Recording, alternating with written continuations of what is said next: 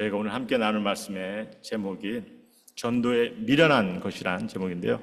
참 전도에 미련한 것, 이해하기 쉬운 말은 아니라고 봅니다. 그러다 보니까 그냥 이렇게 넘겨질 때가 참 많아요. 이런 본문 같은 게. 하지만 중요한 구절일 수도 있기 때문에 함께 봐야 하는 거죠. 우리 지난주에 저희가 나눈 말씀 1장 10절에 있는 말씀인데요. 형제들아, 내가 우리 주 예수 그리스도 이름으로 너희를 권하노니 모두가 같은 말을 하고 너희 가운데 분쟁이 없이 같은 마음과 같은 뜻으로 온전히 합하라. 지난주에 나눈 말씀입니다. 분명 주님은요, 우리 하나님의 자녀된 이들로 모두가 같은 말을 하고 같은 마음과 같은 뜻으로 온전히 하나가 되라, 이렇게 말씀하셨어요. 신앙인이니까, 믿는 이니까, 주님의 자녀된 이들이니까 하나됨을 추구하라, 이렇게 말씀하시는 거죠. 그렇다면 과연 우린 이렇게 하나됨을 실제로 어떻게 경험을 해야 하는지, 어떻게 중요하다고 생각하지 않습니까? 저는 굉장히 중요한 그런 가르침이라고 봅니다. 그냥 말로만, 아니면 어떤 관념만으로만 갖고 있는 것이 아니라 실제로 경험을 해야 하는 거죠. 그럼 어떻게 하는 것이 경험을 해야 하는 것인지, 그냥 예배만 함께 이렇게 드리면은 하나가 되는 것인지, 아니면 그냥 한 목소리를 내서 찬양을 드리면 하나가 되는 것인지. 그래서 사실 우리가 함께 좀 고민을 해봐야 됩니다. 하나가 된다는 것이 어떤 의미인지.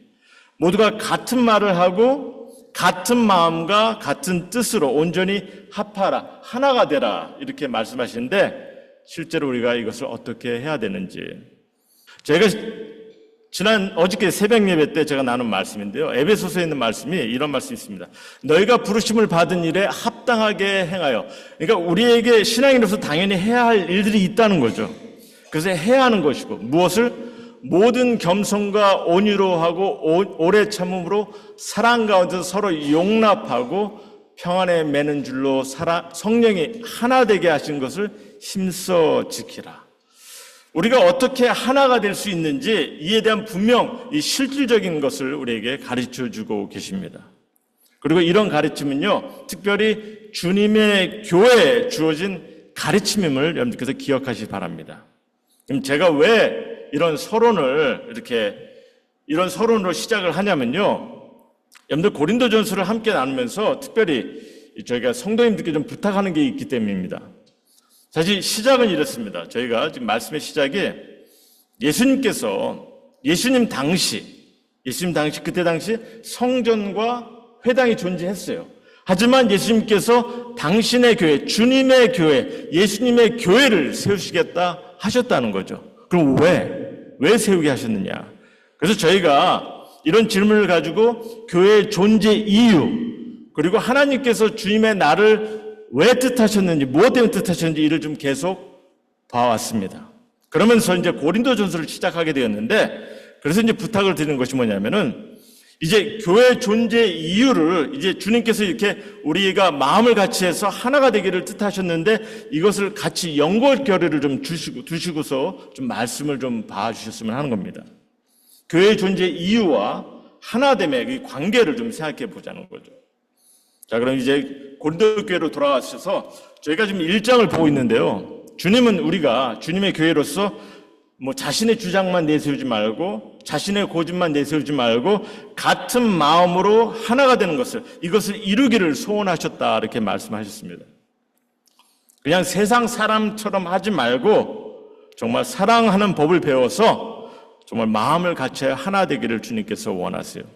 하지만, 고린도 교회에 문제가 있었죠.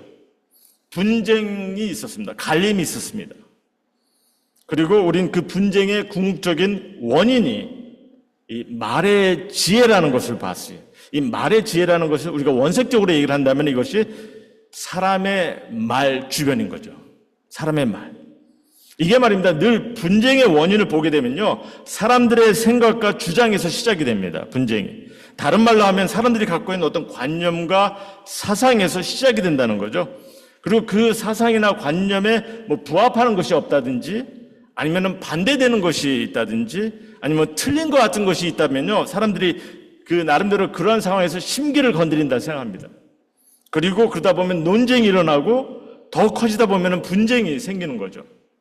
그런데 이런 생각과 주장에 가장 큰 영향을 주는 것이, 일단 교회에서는 이런 생각과 사상에 가장 큰 영향을 주는 것이, 교회에서는 누굽니까? 궁극적으로 사역자들의 말입니다. 사역자들의 말 주변이에요.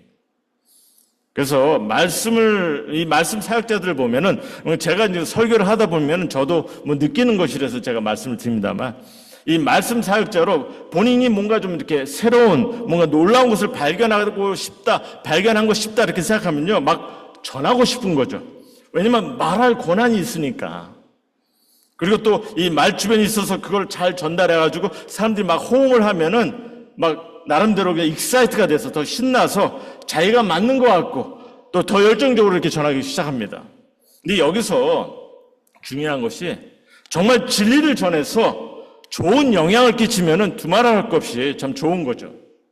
그런데 진리보다는 사람들의 반응이 좋았던 거, 아니면 세상의 지혜, 세상이 사람들이 듣기 원하는 거, 뭐 이런 것에 열정을 품다 보면요, 결국은 장님이 장님을 인도하는 격이 될 수 있다는 거. 그래서 바울이 이를 경고하고 있는 거죠. 예수님께서도 바리새인들 질책하듯이. 그런데 더러는 이제 뭐 인간이니까 뭐 관념이나 주장이 다를 수 있고, 그러다 보면은 뭐 분쟁이나 논쟁도 뭐 생길 수 있지 않느냐 이렇게 생각하시는 분이 있는데, 그래도 적어도 성경은요, 주님은 이를 가르치십니다. 적어도 복음은, 믿음에 관한 가르침은, 그리고 교회의 존재에 대한 목적과 관념은요, 논쟁과 분쟁을 갖게 해서도 안 된다는 거죠. 가져올 수 없는 것이라는 거죠. 그래서 비록 성경의 여러 다른 이슈에 있어서 뭐 해석이나 주장이 다를 수 있다 하더라도 복음과 근본적인 그런 가르침 안에서는 우리가 같은 말을 해야 되고 같은 마음으로 하나가 되어야 함을 가르치고 있다는 겁니다.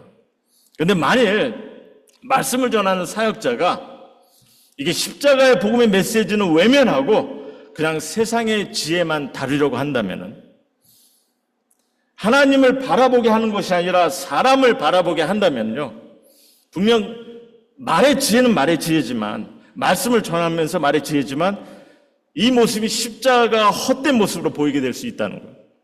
이것을 경고하면서 바울은 우리에게 말씀을 주셨습니다. 자, 뭐 오늘 본문을 보겠는데요. 오늘 본문을 보시면은 전도에 미련한 것이란 말이 나옵니다. 그리고 많은 경우 이 전도에 미련한 것을 어떻게 설명을 하려고 하냐면요, 때로는 우리가 이제 노방전도를 나가지 않습니까? 뭐 길거리나 공원에서, 아니면 뭐 선교 가서, 그래서 이렇게 사람들을 뭐 붙잡고 뭐 전도하라는 것들, 뭐 이런 것들이 이제 세상 사람들이 보기에는 미련해 보이지 않느냐, 뭐 이런 의미로 이렇게 좀 나름대로 전도에 미련한 것을 이렇게 설명하려고 하는 경우가 있어요. 하지만 성경의 가르침을 좀 우리가 좀 바로 볼 필요가 있기 때문에 우리가 이 구절을 좀 보고 있습니다. 그래서 좀 함께 봤으면 하는데, 먼저 일단 19절하고 20절 말씀을 잠깐 보기로 하죠. 19절하고 20절 말씀. 19절하고 20절 말씀 보시면요, 기록된 바 내가 지혜 있는 자들의 지혜를 멸하고 총명한 자들의 총명을 폐하리라 하였으니, 지혜 있는 자가 어디 있느냐? 선비가 어디 있느냐? 이 세대의 변론가가 어디 있느냐? 하나님께서 이 세상의 지혜를 미련하게 하신 것 아니냐. 먼저 이 말씀이 정말 이 세상에 뭐 어떤 지혜 있는 자가 없어서 뭐 멋있게 변론하는 이가 없어서 이런 말씀을 하는 것이 아니죠. 바울은 지금 반문을 하고 있어요. 부정적으로. 사실 우리가 실제 이렇게 보면은 주위에 보면 스스로가 지혜가 있다 생각하는 사람들, 스스로가 많이 배워서 좀 박식하다고 생각하는 사람들, 스스로가 좀 언변이 좋고 말주변이 좋다고 여기는 이들이 너무 많아요, 사실은. 그렇지 않습니까? 동감하시죠? 하지만 바울은 지금 어떤 이들을 지적하고 있냐면요, 평신도들을 향한 말씀이 아닙니다. 하나님의 뜻하심은 알지도 못하면서 성경이 전하기를 원하는 그 가르침을 제대로 보지 못하면서, 복음의 가르침을 보지 못하면서 다만 스스로가 지혜롭다, 나 많이 배웠다, 말주변 좋다고 생각하는 이들이 있는데 이런 이들에게 착각하지 말라는 얘기죠. 이런 이들에 대한 책망을 하고 있는 거죠. 그래서 19절의 말씀을 19절에 이제 인용할 말씀을 보시면요. 이게 이제 이사야 선지자의 말씀을 인용을 하였는데 하나님께서 이사야를 통해서 경고해 주신 말씀을 인용하였습니다. 이사야 29장 14절 말씀인데 우리가 이사야 29장 13절 말씀을 잠깐 보시면요. 하나님께서 이런 경고의 말씀을 주십니다. 이사야서 29장 13절 말씀은 주께서 이르시되 이 백성이 입으로는 나를 가까이 하며 입술로는 나를 공경하나 그들의 마음은 내게서 멀리 떠났나니 그들이 나를 경외함은 사람의 계명으로 가르침을 받았을 뿐이라. 이런 얘기를 합니다. 그러니까 하나님께 찬양과 말씀으로 예배를 드린다 하는데 하나님을 바라보지 못하고 하나님의 가르침에 귀를 기울이지 못하고 오히려 사람의 지혜만 바라보는 세상의 지혜만 강구하는 그런 인간의 모습을 설명하면서 그러게 결국 하나님께서는요, 그 지혜 있는 자들, 이런 모습으로 말씀을 인도하는 이들, 이런 모습으로 사역을 하는 이들, 이런 이들에게 그들의 지혜를 멸하고 총명한 자들의 총명을 패하겠다 하시는 거죠. 그러니까 사실 우리가 이거를 좀 심각하게 볼 필요가 있는 말씀입니다. 그리고 궁극적으로 이 말씀은요, 특별히 말의 지혜를 잘 이용할 수 있는 사역자들, 저 같은 사람들에 대한 충고죠. 우리의 지혜를 멸하시겠다는 거예요. 하나님의 말씀을 통해서 하나님께 예배드리고 하나님께 경배하는 그 모습이 아니라 사람의 지혜를 보이려고 하다 보니까 제대로 하라는 거죠. 그리고 성도님들도 이를 아셔야 되는 거고 결코 그리스도의 십자가를 헛되이 보이도록 하지 말라는 겁니다. 말씀을 전한다고 하면서 말씀의 지혜를 보인다고 하면서 십자가의 도를, 즉 십자가에 대한 가르침, 이것을 별 큰 의미 없게 그런 식으로 인식하게 하지 말라는 거죠. 그러면서 21절에 이제 우리에게 귀한 말씀을 주시는데 하나님의 지혜에 있어서는 이 세상이 자기의 지혜로 하나님을 알지 못함으로 하나님께서 전도에 미련한 것으로 믿는 자들을 구원하시기를 기뻐하셨도다. 여러분, 전도에 미련한 것이 무슨 말씀입니까? 원어의 의미를 좀 보시면요, 전도라는 말은 제가 좀 전에도 언급을 했지만 전도라는 단어가 뭐 길거리에서 막 노방전도하고 뭐 믿지 않는 사람들을 이렇게 교회에 오게 하고 뭐 이런 의미보다는요, 여기서 전도는요, 복음을 선포하는 사역자가 성도들 앞에서 말씀을 담대히 전하는 그런 의미의 단어입니다. 전도가. 그래서 전도에 미련한 것이, 이게 미련한 것이라 할 때 이게 어떤 의미냐? 먼저 우리가 22절, 23절을 보시면은 나름대로 좀 설명이 쉬워질 텐데 이렇게 얘기합니다. 22절, 23절 보시면은 유대인은 표적을 구하고 헬라인은 지혜를 찾으나 우리는 십자가에 못 박힌 그리스도를 전하니 유대인에는 꺼리끼는 것이요 이방인에게는 미련한 것이로되, 이런 말씀하세요. 그러니까 미련하다는 이 말의 의미가 어떤 말이냐면은, 여러분들 유대인은 표적을 구한다 이렇게 얘기하는데, 왜냐하면 저들은 구약 성경을 통해서 하나님께서 모세를 통해서 행하신 놀라운 표적을 저들은 보고 알고 있어요. 그러니까 지금 메시아를 기다리는 상황에서 저들은 뭔가 좀 이 표적을, 놀라운 능력을 보여줄 그런 메시아를 기다리고 있었던 거죠. 그래서 예수님께도 표적을 보여달라고 구합니다.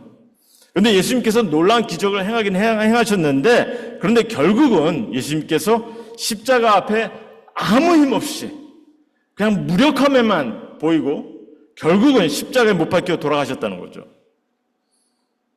그런데다가 유대인들의 핍박 때문에 십자가의 사건이 생겼으니까 이 십자가의 얘기 자체가 결국 저들에게는 껄끄러운, 미련해 보이는 그런 얘기라는 거죠. 그리고 헬라인들, 여기 보면 헬라인들은 지혜를 찾는다 하는데 헬라인들은 이미 그리스 철학자들의 사상이나 주장에 많이 익숙해 있는 이들입니다. 여러분들이 잘 알고 있는 뭐 소크라테스, 플라톤, 이미 그들의 가르침을 익숙한 이들이죠. 세상의 지혜와 철학에 나름 익숙하고 관심 있는 이들이라는 거죠. 그래서 헬라인들은 지혜를 찾는다 하고 또 십자가에 못 박힌 그리스도를 전하는 것이 이방인들에게는, 즉 헬라인들에게죠, 헬라인들에게 미련한 것이라 하는 것이 그때 당시 여러분들 헬라 문화의 근원인 그리스도 그렇고 그리스 나라도 그렇고 그 당시 헬라 문화권을 잡고 있는 그 로마도 보면요, 저들이 어떻게 권력을 잡았습니까? 저들이 세상의 권력을 잡은 것은요, 지혜로, 힘과 철학으로 세상을 지배하고 정복한 이들이에요. 그러니까 세상의 구세주로 온 그리스도께서 십자가에 아무 힘없이 못 박혀 죽였다는 그런 얘기가, 그런 가르침이 너무나 미련해 보일 수 있는 거죠. 그래서 지금 이런 의미로 지금 전도의 미련을 얘기하고 있는 거죠. 자, 그러니 전도의 미련한 것이 어떤 의미인지 이해가 되시겠죠. 전도의 미련한 것은요, 정말 이 말씀을 선포하는 이가, 좀 설교자가 하나님의 말씀에 초점을 두고 주님께서 전하기를 원하시는 그 가르침을 바라보면서 십자가의 복음을 전하려고 하는데 이를 세상이 미련하다 하는 거죠. 그래서 18절 말씀을 보시면은 십자가의 도라는 것이 십자에 관한 말입니다. 십자에 대한 가르침, 이것이 멸망하는 자들에게 미련한 것이요, 이런 말씀하시는 거죠. 그러니까 전도에 미련한 것은 한마디로 하나님의 말씀으로 지금 복음을 전하려고 하는 자가 말씀으로 하나님을 바라보게 하는데, 예수님을 통한 구원의 역사를, 하나님께서 보이신 은혜와 사랑을, 이 사랑에 초점을 둔 메시지를 전하고 하는데, 이 세상은, 이방인들은, 유대인들은 그것이 미련한 것이라 이렇게 지금 얘기하고 있다는 겁니다. 왜 미련하겠습니까? 저들이 추구하는 지혜에 어울리지 않는다 생각하니까 이런 말씀들이. 이 십자가의 도가 저들이 듣고 싶어하는 그런 말이 아니다 보니까 미련하게 들리는 거예요. 저들에게 있어서 뭐 어떤 지혜나 감동을 주는 말이 아니니까 저들에게 있어서 미련할 수밖에 없다는 거죠. 분명 세상이 듣고 싶은 말을 전하였다면 누가 미련하다고 하겠습니까? 복 받는다, 그런 가르침을 줬다면 너희가 지혜를 가질 것이다, 세상에 지혜를 가질 것이다, 사람을 웃게 하고 사람을 즐겁게 하는 소리를 했다면 누가 미련하다 하겠냐는 거죠. 하지만 십자가의 도를, 복음을, 십자가가 헛되지 않음을, 이 복음의 메시지를 전하는데 이를 미련하게 생각하는 이들이 있음을 우리에게 말씀해 주고 있는 거죠. 그래서 지금 현 시대에 좀 신앙생활하는 이들에게도 좀 물을 수 있는 것이 있습니다.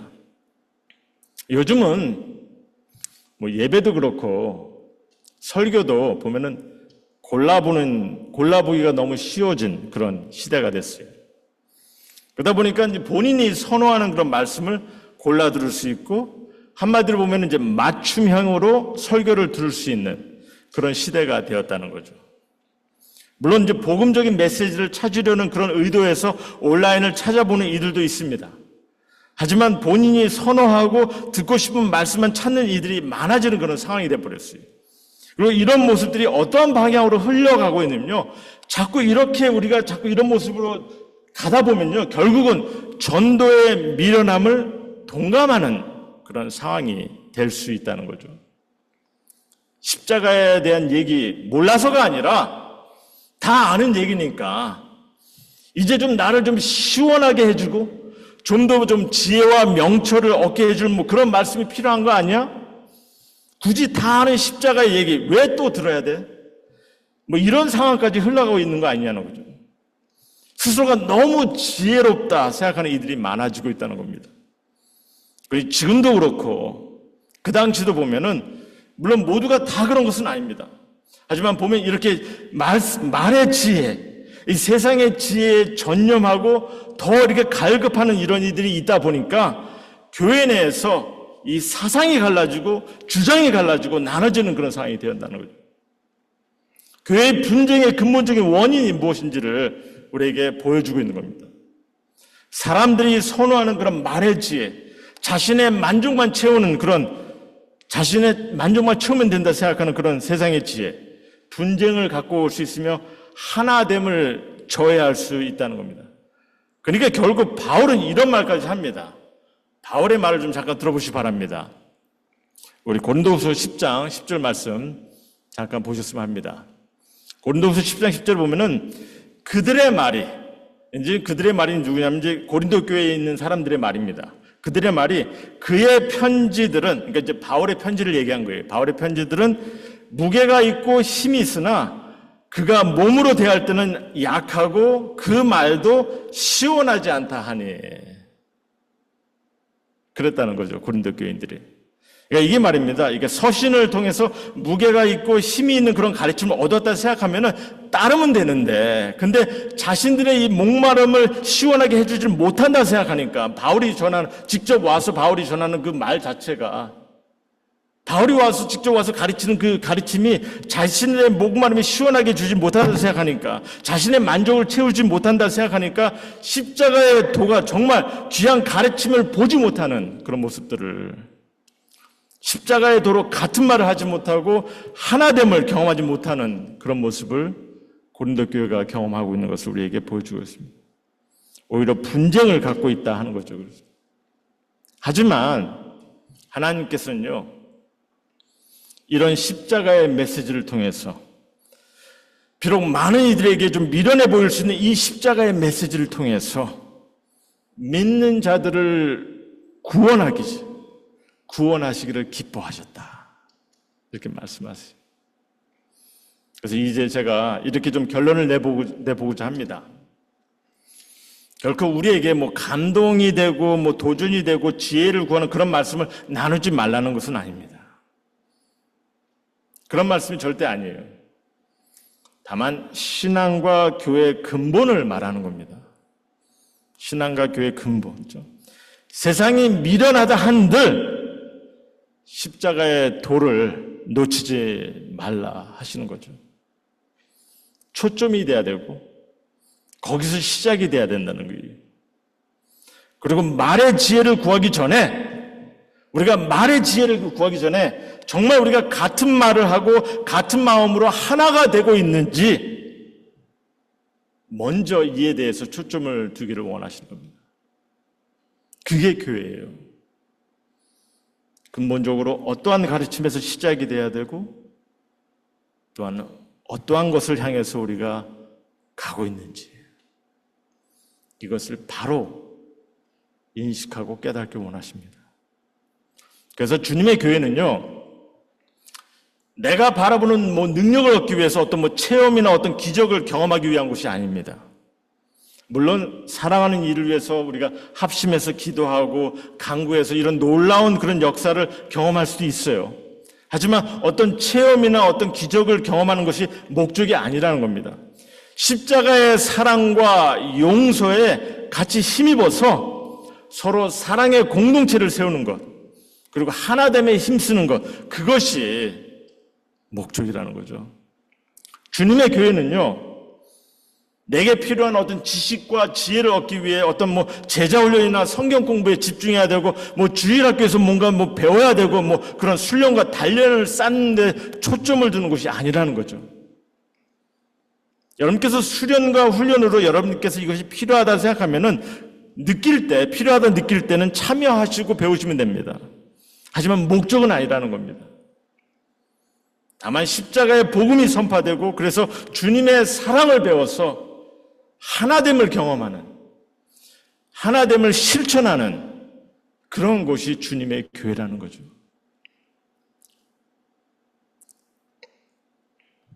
주님의 교회는요, 어떤 직위와 직분을 얻기 위한 것도 아닙니다. 어떤 충성을 강요하고 어떤 충성을 보여야 하는 것도 아니에요. 여러분들 성경에 집사, 장로, 목사라는 말은요, 섬김과 책임을 위해 주어진 말이지 어떤 권위와 직분을 위해 주어진 말은 아닙니다. 그러니까 오늘 29절 말씀도 그렇게 얘기하죠. 아무 육체도 하나님 앞에서 자랑하지 못하게 하려 하십니다. 자랑할 것이 없어요, 우리는. 주님의 교회는 다만 십자가에 못 박혀 우리의 죄를 대신하시고 희생을 당하신 예수 그리스도를 통해서 내가 죄사함 받고 하나님의 은혜를 받았음을, 그래서 이 감격된 복음의 메시지를 내가 이제 전하고 나눌 수 있는 그것이 주님의 교회라는 거죠. 이 메시지의 가르침을 통해서 주님의 가족 공동체가 이제 하나가 되어서 실천해가는, 경험해가는 것이, 그것이 주님의 교회라는 겁니다. 십자가의 도가 온전히 이루어지는 그곳이 주님의 교회라는 거죠. 우리의 삶을 통해서 정말 복음의 메시지를 우리 성도님들에게, 주위에 또 안 믿는 이들에게 나눌 수 있는 그런 모습이 되고, 또 우리 안에서는 그 말씀에 따라서 실행하고 실천해 나갈 수 있는 그런 신앙의 모습을 갖기를 원하시는 것이, 그것이 주님의 교회고, 근본적으로 이 모든 것은 십자가의 복음을 통해서 시작이 된 우리에게 말씀해 주고 있습니다.